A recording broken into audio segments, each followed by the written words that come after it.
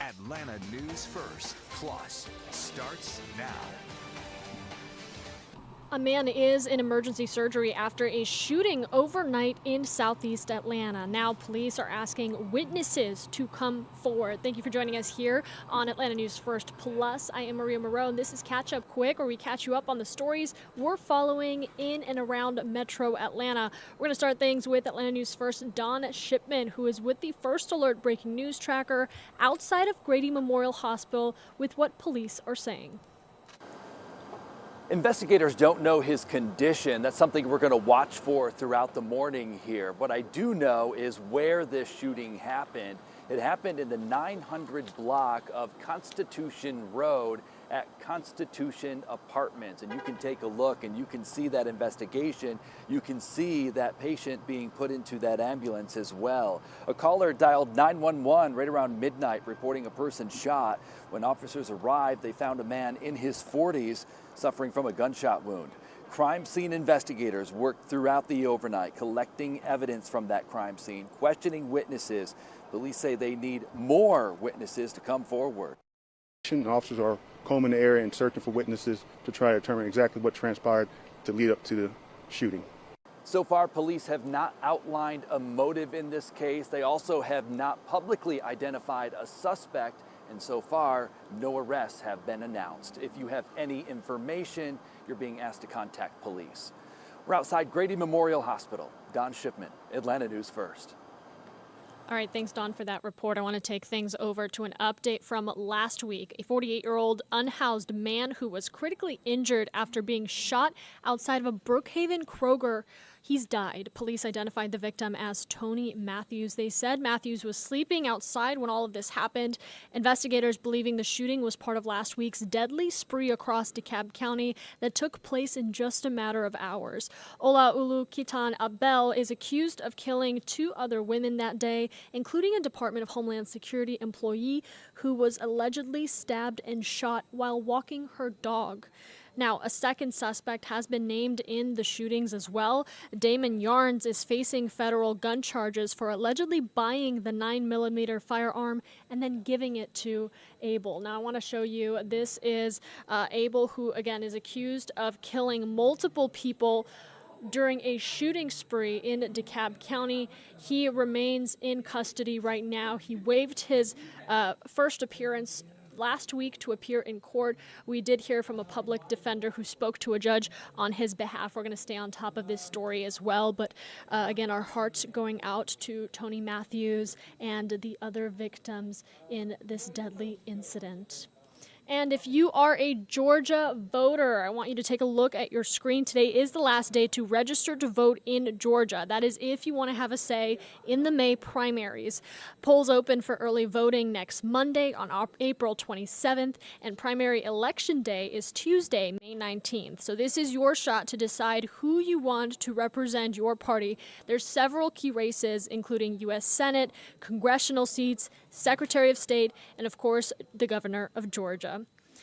And we are following some drama at State Farm Arena, including none other than Cardi B, the singer-songwriter, finishing her Little Miss Drama tour with a bit of drama herself. Now, before hitting the stage for her final show of the tour, the Grammy Award winner filmed what appeared to be an encounter with State Farm Arena staff members. So in a social media post, Cardi B said she was going to cancel Saturday's show after a clash happened backstage with a staffer. She went on to call employees, quote, disrespectful and rude. Cardi B did perform, and in another video promised to return to Atlanta. Atlanta News First reached out to State Farm, which declined to comment. However, State Farm did congratulate the rapper in a social media post for setting yet another arena record. So if you made it out to that show, maybe you saw some of the energy on stage and some of the drama unfold, but a lot of us got to get front row seats on social media, as of all places where drama happens these days.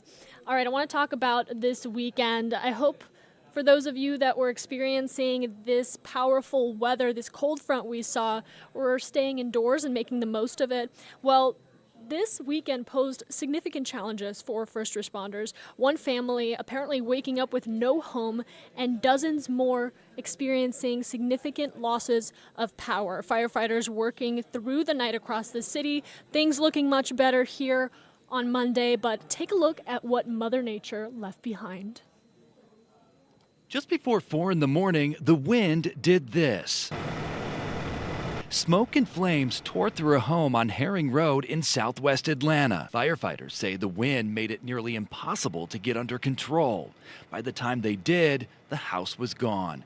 The family made it out safely, but they lost everything.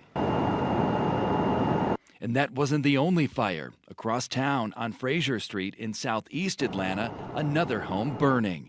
This right here, a look at just 2 of 3 fires, one night, all fueled by the same wind. In Midtown, the wind found a different target. It snapped the top half of a tree and sent it crashing across power lines on Barnes Street. Yeah, it sounds like a boom, and you see like a flash. But yeah, no, it's a shame. And this tree has actually also had a bad history of falling. Dozens of families woke up to dark houses and dead phones. Tree removal and Georgia power crews spent the morning on cleanup duty. Sunday, right? I mean, luckily because there's less traffic on Sunday. Otherwise, this road is pretty busy on weekdays. So I'm glad that it happened on Sunday early morning. He's right, and neighbors knew it. Some made the best of it, heading out for breakfast, since cooking at home wasn't an option. So what are you doing for breakfast today? No, I think probably going to go out or something, or let's see. Atlanta firefighters also putting out a house fire on Delray Drive in northwest Atlanta. Atlanta Fire Rescue putting in overtime on this early Sunday morning.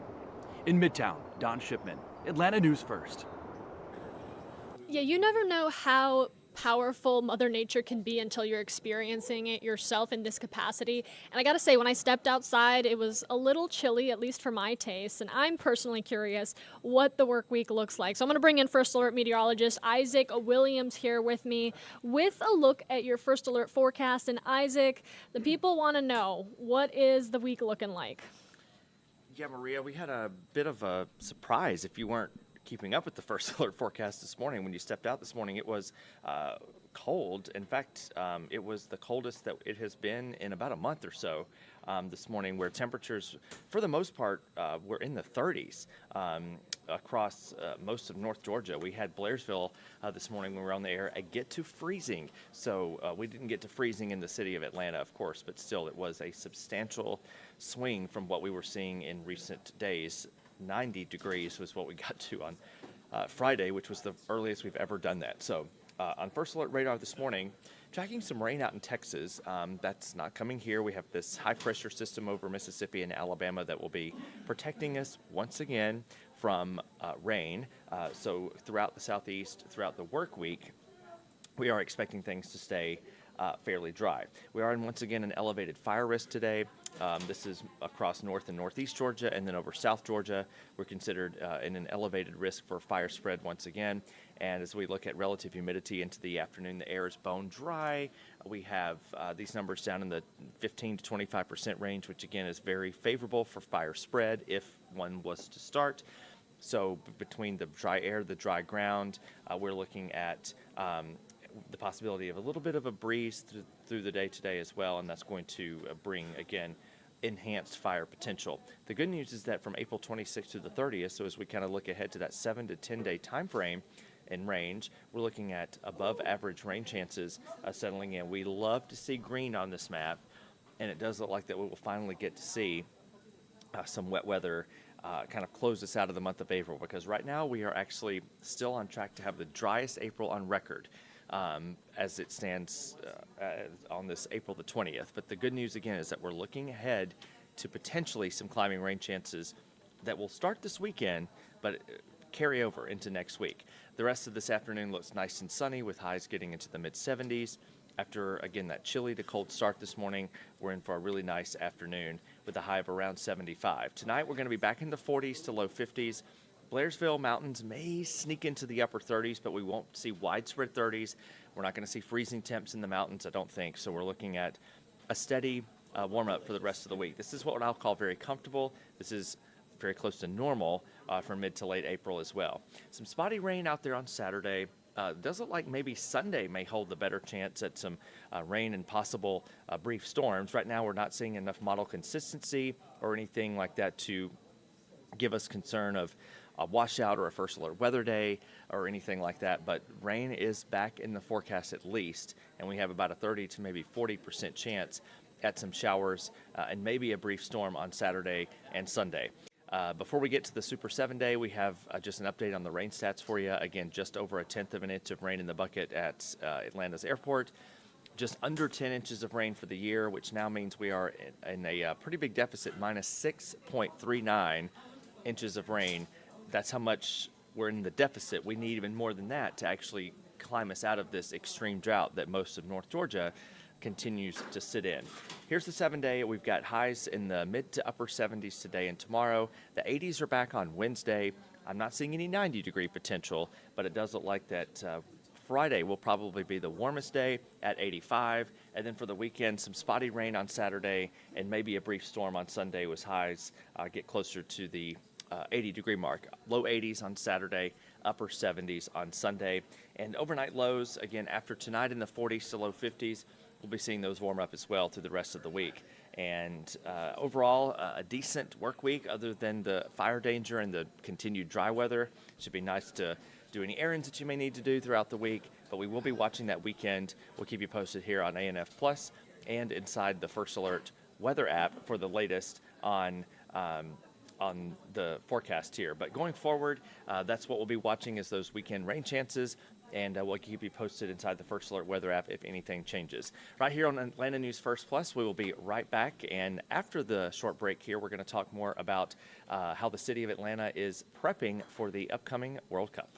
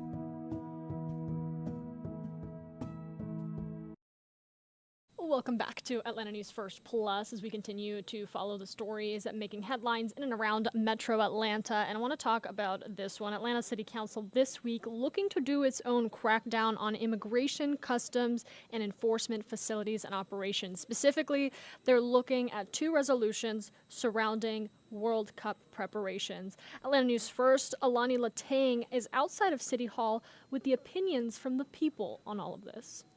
Several Atlanta City Council members looking to set boundaries with immigration, customs, and enforcement in the city. It's a step in the right direction. Kimberly Deemer is with 5051 Georgia, an accountability and transparency nonprofit.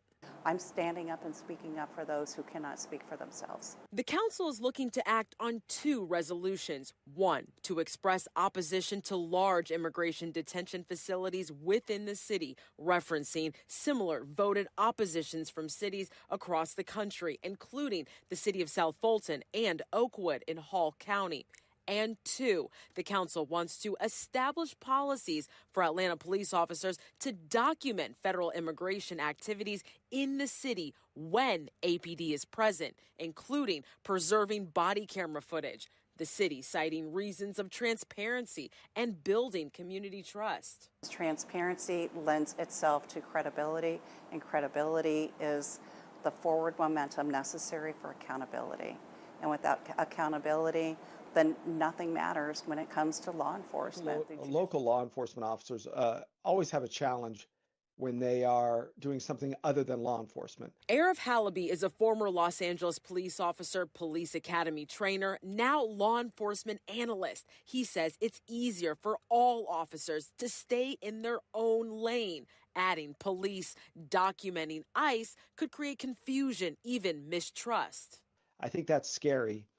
And you don't want law enforcement officers to have to think twice when their job is to keep an eye out for terrorist activities, as well as just the standard everyday criminal element that walks amongst us. Both sides of the argument standing firm on their values. I think a lot of people are afraid to stand up for what they believe is common sense because they don't want to be labeled anything that is, antisocial. I say take some time to self-reflect on what really matters most to you. Is it humanity or is it pride? Alani Latang, Atlanta News First.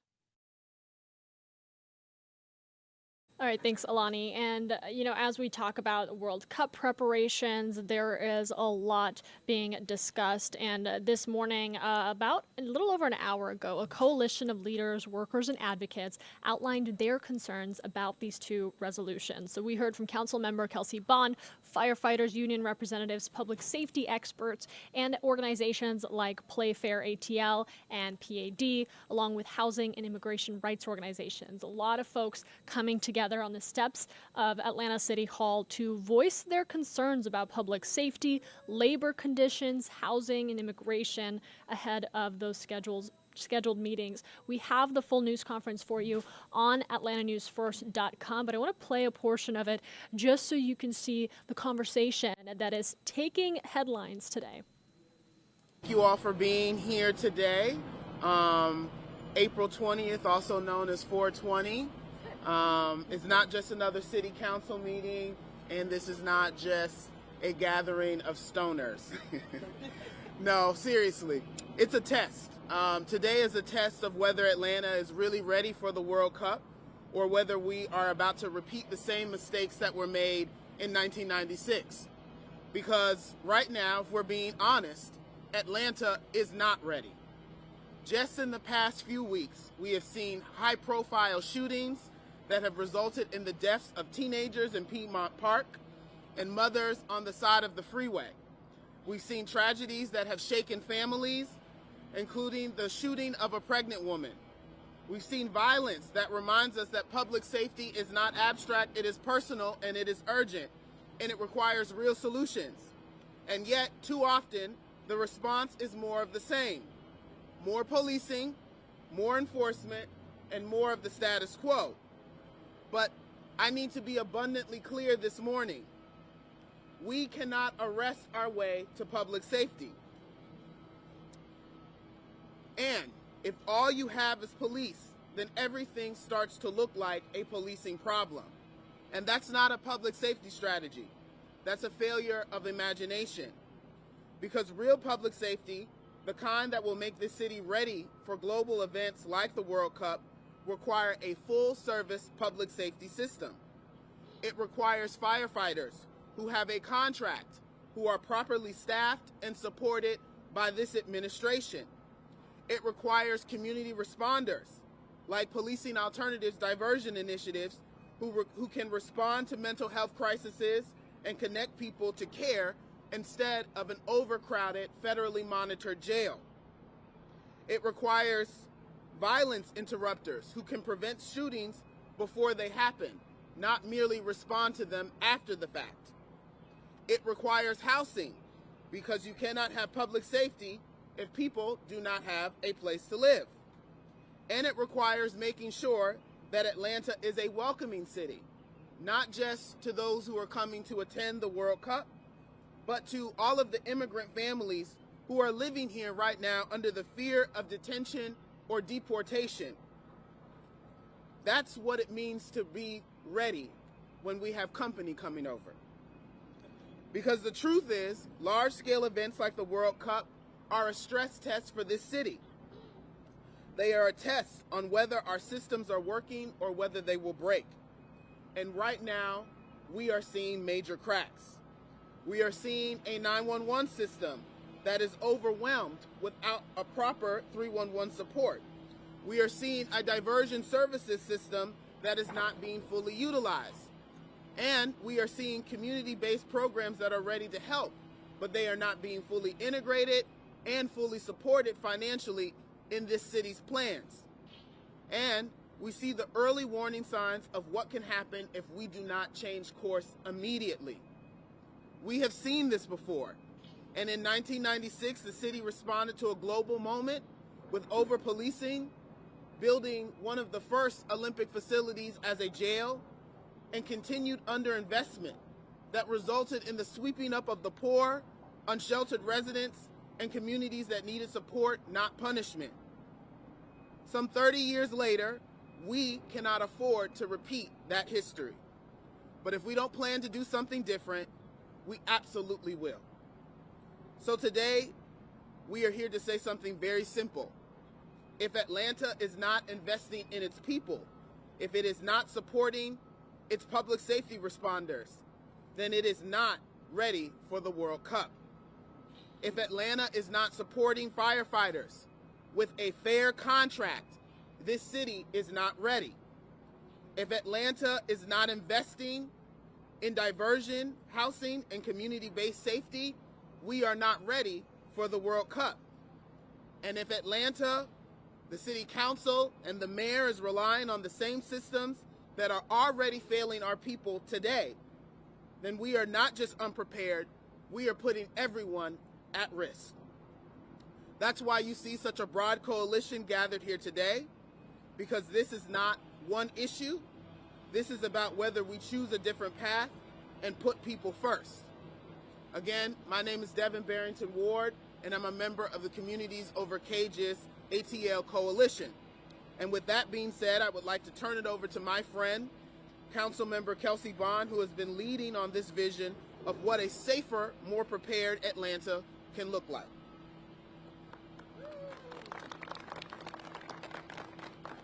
All right, thank you, Devin. Can y'all hear me out there?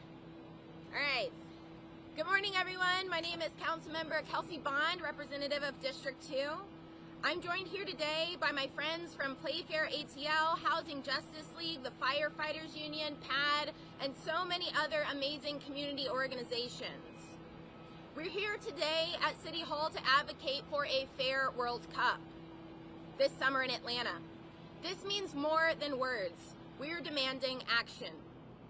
The World Cup is only expected to exacerbate the issues already plaguing working people in Atlanta. Skyrocketing housing costs, violent encampment sweeps, increased surveillance and police presence, ICE attacks on our immigrant neighbors, and worker exploitation. As Trump's administration continues to attack immigrants, workers, and marginalized people, it is our moral responsibility to express loud and clear, Trump's fascist tactics are not welcome in Atlanta. Today, Council will be voting on 2 resolutions to curb the powers of ICE, including one I wrote alongside community members to oppose the expansion of ICE detention centers in Atlanta. The legislation would prohibit the city from spending a cent towards the acquisition, expansion, or renovation of ICE warehouses in city limits. During the World Cup, we expect to see heightened police presence and surveillance, but it doesn't have to be like that. We're here today to send a message that ICE is not welcome in Atlanta. Not during the World Cup, not before, and not after. At the same time as we prepare for the games, our very own firefighters union is struggling with low wages and a mayoral administration that refuses to sign their union contract. This one is personal for me as a lifelong public sector worker and former union member. Firefighters are the only public sector workers in Georgia legally able to bargain a contract. And yet, as we fight the Republicans in the state legislature who seek to strip away union rights, we are also fighting the Democrat leaders of this city, using the exact same divide and conquer tactics of some of the worst union busters in the nation. And finally, ahead of the World Cup, we are demanding care, not cages. For too long, our houseless neighbors have been arrested and criminalized for nothing more than existing in public. I was proud to pass a resolution this February prioritizing diversion services ahead of the World Cup. We are demanding 311 coverage on weekends during the games so that PAD can do their job and ensure those who need help, not handcuffs, can receive that during the games and not be met by a police officer with a gun. Achieving these demands would represent one first step in winning an Atlanta that actually works for working people, not the billionaires and oligarchs who seek to profit from the World Cup. To win this, we need to keep organizing, both in and outside City Hall. City workers deserve living wages and respect on the job. Atlantans deserve safe, compassionate alternatives to policing and investment in housing as a human right. Immigrants deserve to feel safe in their own city, free from fascist and anti-immigrant attacks.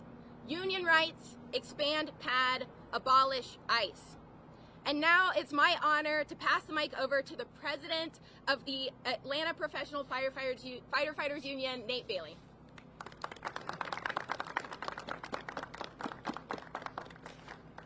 Thank you, Kelsey. Thank you, the media, for being here to cover this. And I want to thank everyone from PAD and all the organizations for joining us. My name is Nate Bailey. I'm president of the Atlanta Professional Firefighters, also president of the Professional Firefighters of Georgia. We have a few things we want to discuss. Number one, the contract. It was a historic agreement. It was the first one in the city, only the third one in the state of Georgia. This was negotiated with the city. It was passed unanimously by council, and it was in effect. We want the mayor and the city to get back to the table and honor the contract. It is the voice of our firefighters. They put a lot of effort into this contract. We spent a ton of time, and they were proud of it, and we thought the city was proud of it. We want that contract in effect because right now, Atlanta firefighters need hope. And I'm going to tell you why they need hope.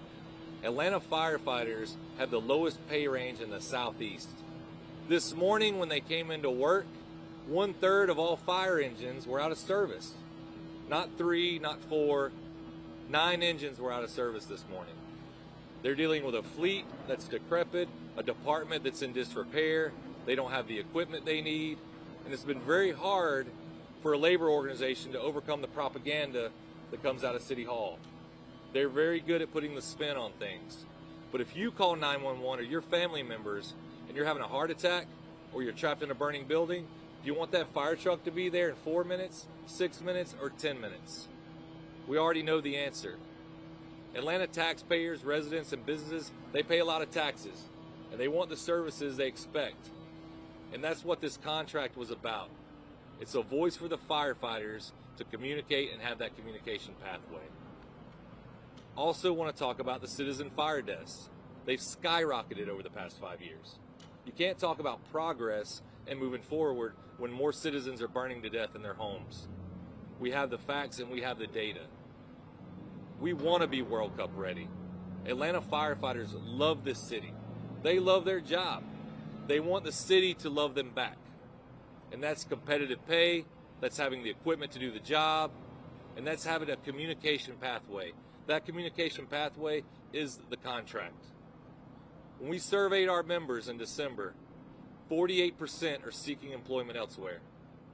The number one reason, lowest pay range in the Southeast. Also, highest healthcare costs. For a family insurance, it's $1,000 a month. I have 2 pay slips on my phone I was given by members. One's $880 for a 2-week paycheck, and the other one's $1,200, and that's a senior sergeant who's been here many, many years. We have to overcome the propaganda, and City Hall needs to start diving in to the fire department and dissecting the problems and investing in it and fixing them. Step 1, honor the contract. We already negotiated it. Let's sign it. And to help that out, the mayor made me the target. I'm not running for re-election. Let's get it done. Number 2, we have great council members. Kelsea Bond, one of them. We have other allies on council. We're going to ask them to take charge and take a lead and help us invest in the fire department. Because if you call 911, you don't want to think a fire truck may or may not be coming. You want them there with 4 people that are highly trained, ready to do the job. Thank you again. I'm Nate Bailey, President of the Atlanta Professional Firefighters, also President of the Professional Firefighters of Georgia. Yeah, so you can imagine a lot of passion and urgency there surrounding how Atlanta is going to treat immigration enforcement around the World Cup. Definitely a major deal for our city and a lot of preparation and thought already going into this. Let's talk about the countdown to 2026 FIFA World Cup. A lot of our eyes here in the U.S. are on our very beloved U.S. men's team. Our Atlanta News first, Avery Braxton, went one-on-one with Kevin Egan. He is MLS host and World Cup expert on how the team is faring and what things look like in the coming months. Kevin, really appreciate you joining us. We were talking about the U.S. men's national team in the upcoming World Cup. Of course, a couple of friendlies in Atlanta certainly did not go the U.S.'s way. Tell me, what did we learn from those friendlies against Portugal and Belgium? That we've got a lot of concerns, Avery, right now. The last window before the squad is picked for the World Cup, and the U.S. come away with 2 losses on home soil. And I think more questions than answers at this point as to where exactly this group is at under Mauricio Pochettino. The leaders didn't step up. The defense looks a little bit porous. I'm really lacking confidence in this group right now, and we shouldn't be saying that this close to the World Cup. Now, in saying that, these were games against Belgium and Portugal, superior opposition than what the U.S. will face in their group in Turkey, Paraguay, and Australia. It's a group that the U.S. should win, and really, I think, has to win to get a favorable draw. You would think toward the round of 32 and then kicking on, and hopefully this team will gel, the momentum of a nation behind them, and let's see. But after this latest window in Atlanta, man, so many questions. Certainly questions to be answered. We looked at the first halves of those games, and those are the ones that the United States feels like they have the most confidence in. Had a 1-1 tie going into the second half with Belgium, and then just a 1-0 deficit against Portugal. But are those first halves more indicative of what the U.S. could be, or do you have to look at the totality of these games as subs are made and maybe some of the depth is in question as well? No, I think you can lean into the first half. If you're Mauricio Pochettino right now, I think you have to look at the positives and figure out, okay, who's performed well, what's our system, which is really important so the players understand what's expected from them and what's expected from their teammates, and also the synergy amongst the group. But right now, man, it's difficult to understand who the double pivots are going to be. If Tyler Adams is fit, he's in there. Who's his partner going to be at this point? Patrick Agyemang is out, which I'm sure we'll get to, a big loss for the national team. Who's going to be his replacement in the squad? And obviously the form of Christian Pulisic is really, really important. And right now, he's taken a massive dip. The Christian Pulisic that we saw in 2025, he's a shadow of that player right now. As we look, we're going to get into certainly those topics, but first let's look at the back line of the U.S. men's national team.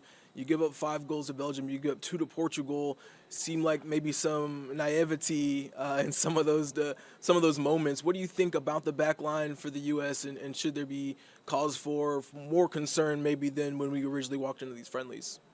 I think there is concern because, look, he's been an incredible pro, but Tim Ream is edging towards 40, and Tim Ream still seems to be the starter.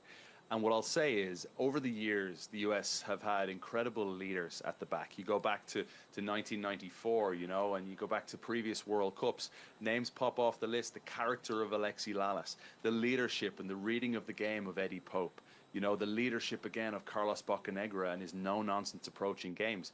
I'm not seeing that from this group right now. And while they may be playing at good clubs around the world, it doesn't matter. Come the World Cup, you need players that are absolutely ready to step up mentally and physically.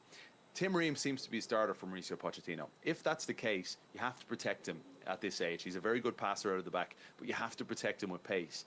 And I don't know, when I think about Mark McKenzie, when I think about Miles Robinson, when I think about Austin Trusty, they're good players, but I'm waiting for that next step when it comes to leadership and evolution within a national team. That's so important when you play against teams like Portugal that'll have Cristiano Ronaldo, or other nations, like let's say you face Argentina and you get Julian Alvarez leading the line, who's starring right now for Atletico Madrid. This is the big time. The World Cup is the big time. This is the moment that you've been building toward for an awful long time. We remember the hurt of missing out on 2018.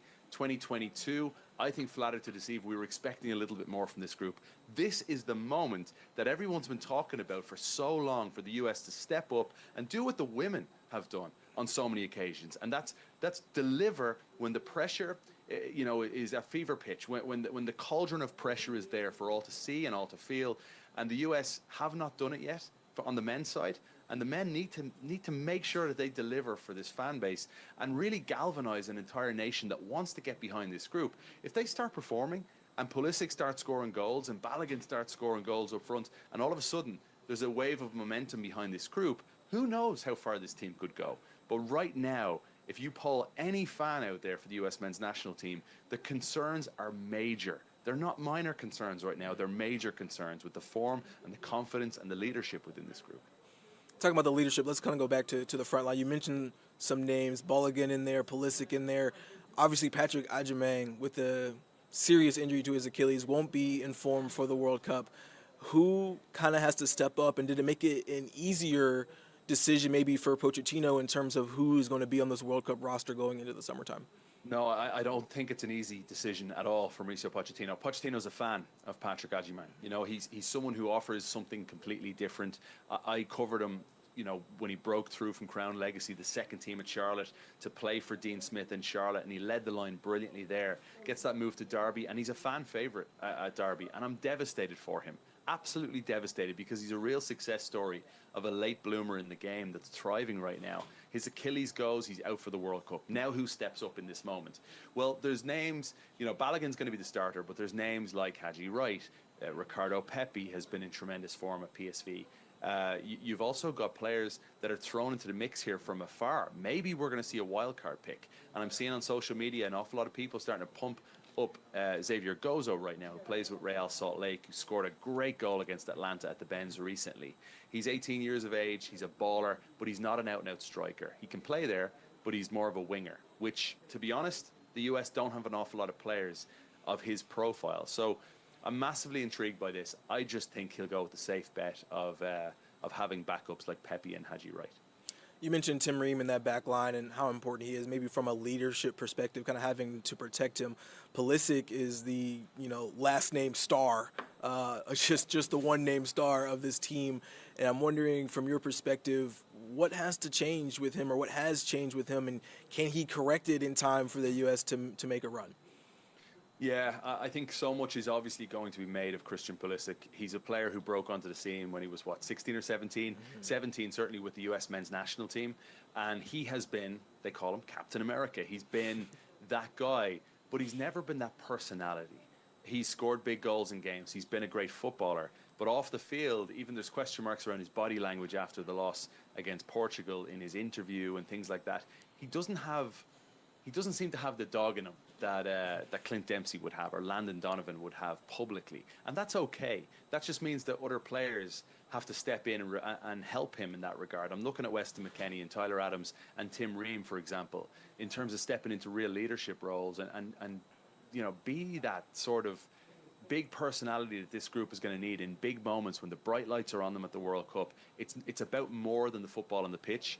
It's about carrying yourself and understanding that you need to have a little bit of a swagger. You need to have that little bit of arrogance in these big moments. If you're going to go up against Lionel Messi in Argentina, you cannot be bullied. You've got to figure out ways to get inside the mind of the opponent. And Pulisic needs a bit of help, I feel. Off the field right now, there's all sorts of talk about his personal life at the moment and a breakup with a girlfriend and how that's affecting him on the field. That needs to be cast aside, and they need to figure out the very best way to get the best out of Christian. And maybe you keep him out of the spotlight. Maybe, you know, it's difficult as the captain, but maybe you ask him to just, look, focus on the field. We're going to let other guys take care of the media duties as much as possible. It's just such a crucial time, and he's got to be the guy for the U.S. Let's switch gears just a little bit. The World Cup matches that are going to be in Atlanta have been set. Obviously, you've got Czechia beating Denmark, going to play South Africa. You have the DR Congo, who beat Jamaica. They will now play Uzbekistan. What do you make of the matches that will be coming to the A now? Yeah, I mean, we've got 5 games confirmed for the group stages, 3 more. We've got a round of 32, a round of 16, and we have a World Cup semi-final. It still blows my mind that the eyes of the world will be on Atlanta for a World Cup semi-final. We have England if they win their group, which they absolutely will, I think. They'll be coming here for the round of 32. We've got the favourites in many people's eyes, Spain, playing here twice during the group stages. The first game, to be honest, Avery, is the one that jumps off the page for me because it is the ultimate underdog story. It's Spain with Lamine Yamal, the best teenager on the planet, up against Cabo Verde, or Cape Verde, as some people call them, a country off the west coast of Africa, a country that consists of 10 islands. It has a population of about Metro Atlanta. It's just crazy to me that Cape Verde have made the World Cup. And now we're going to see, you know, the player like Steven Moreira, who's a former MLS Defender of the Year with Columbus Crew. He's going to be the anchor at the defense for them as they rock in to play against a side like Spain. There's going to be a lot of great stories. And I think even a game like DR Congo, the last time they made the World Cup was 1974 when they were known as Zaire. And they're back at the World Cup now, a nation, I think, of about 110 million people. So the support behind them will be absolutely massive against Uzbekistan, a side that are in the World Cup for the very first time, led by Fabio Cannavaro, a former Ballon d'Or winner, the best player in the world that year when he won it, a defender from Italy. So there's tremendous stories throughout. The World Cup is just littered with great stories, and it's littered with the fun and the flavour and the flair, and that's all coming to downtown Atlanta. And I think about the fan fest we're going to have at Centennial Olympic Park, and I think about the Centennial Yards Entertainment District there with Cosm and the Irish Exit. They'll be open at that time. And just the fun that these fans are going to bring, it's going to be absolutely spectacular. You bring up the fans. I kind of want to bring one more aspect into this from a team perspective to a fan perspective.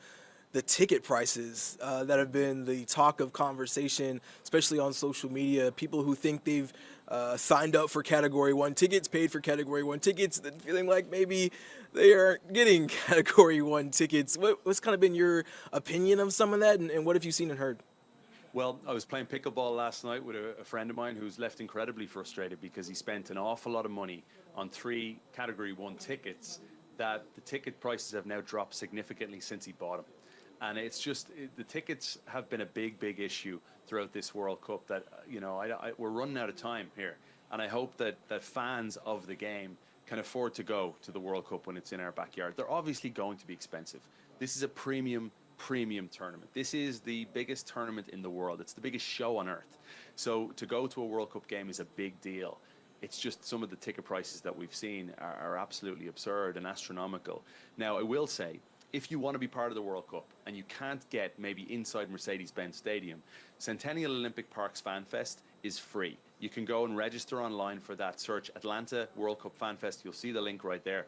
It's really easy to do. We're going to have big-time acts, celebrities there at Centennial Olympic Park. And as mentioned, we're going to have right next to Mercedes-Benz Stadium, there's the Centennial Yards Entertainment District that will be partially open, but it'll be ready for the World Cup, where Cosm is a Las Vegas-style Sphere theater, where you're going to have games where you can book seats and go watch the games there and still take in the pre- and post-game atmosphere all around the stadium. And then the Irish exit is going to have a great bar experience with fans spilling all outside.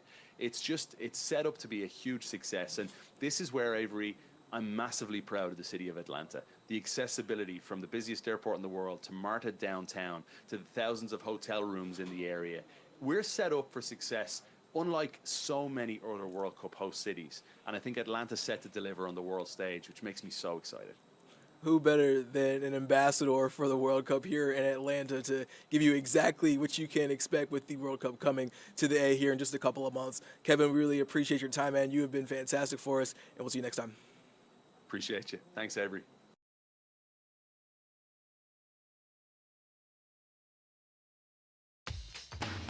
Thank you for watching ANF Plus. For more breaking news, live coverage, and your community stories, download the Atlanta News First app. You can also watch us on YouTube, Roku, Apple TV, and Fire TV. To join the conversation on YouTube Live, visit our channel and hit subscribe. You can also listen to the Atlanta News First podcast by searching Atlanta News First on your preferred listening platform.